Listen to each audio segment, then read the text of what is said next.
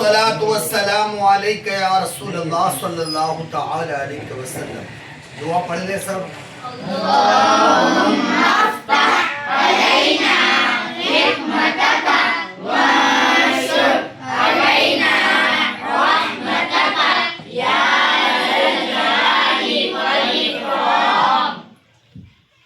अपना सबक आगे बढ़ाते हैं।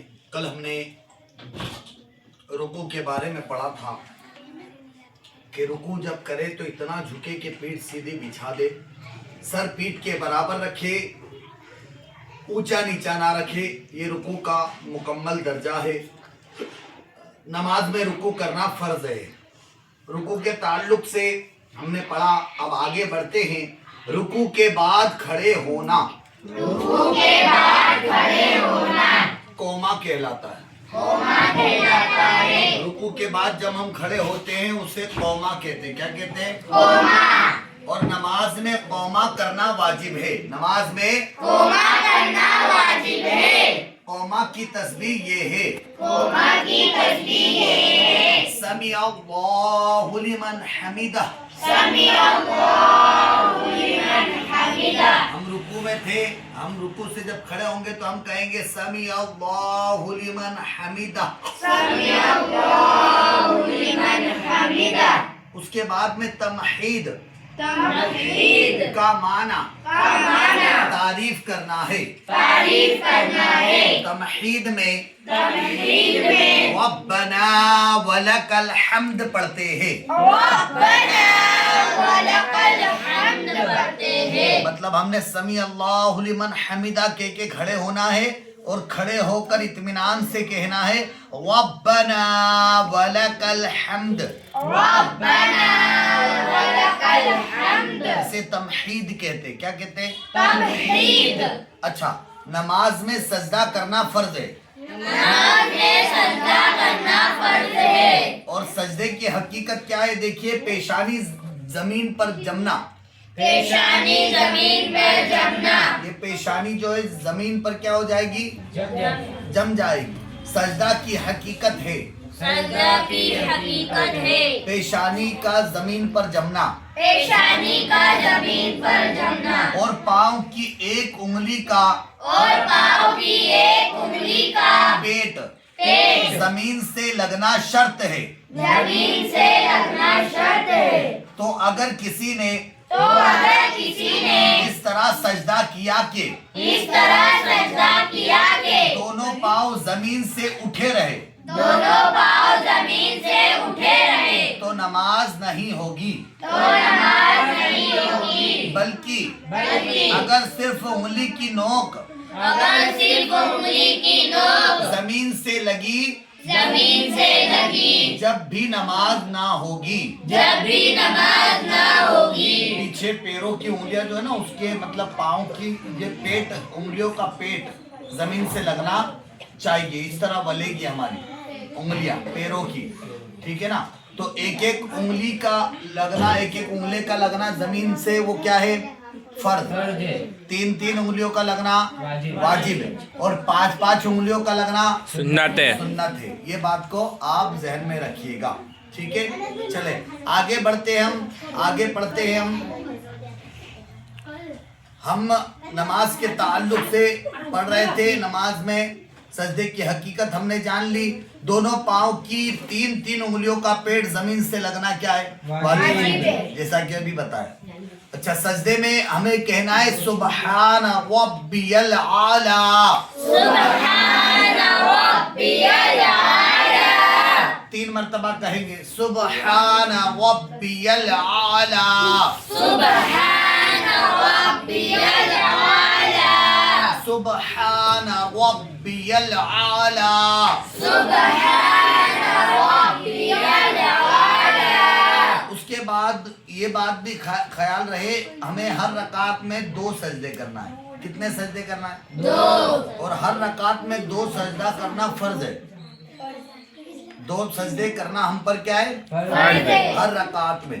चले आगे बढ़ते। सजदा में पेशानी जमने का माना ये है कि पेशानी जमने का माना ये है कि जमीन की सख्ती महसूस हो। जमीन की सख्ती महसूस हो। अगर किसी ने इस तरह सजदा किया कि अगर किसी ने इस तरह सजदा किया कि पेशानी ना जमी तो पेशानी ना जमी तो सजदा ना होगा। सजदा ना होगा। जैसे गादी वगैरह पर अगर सजदा करेंगे तो अब गादी पे क्या होता है, रुई वगैरह होती है, ठीक है ना, तो वो जमीन की सख्ती महसूस नहीं होगी तो सजदा नहीं होगा। सजदा हाँ, अगर आप ताकत लगाकर उसको जोर लगाकर जमीन की सख्ती महसूस कर पा रहे हैं तो सजदा हो जाएगा।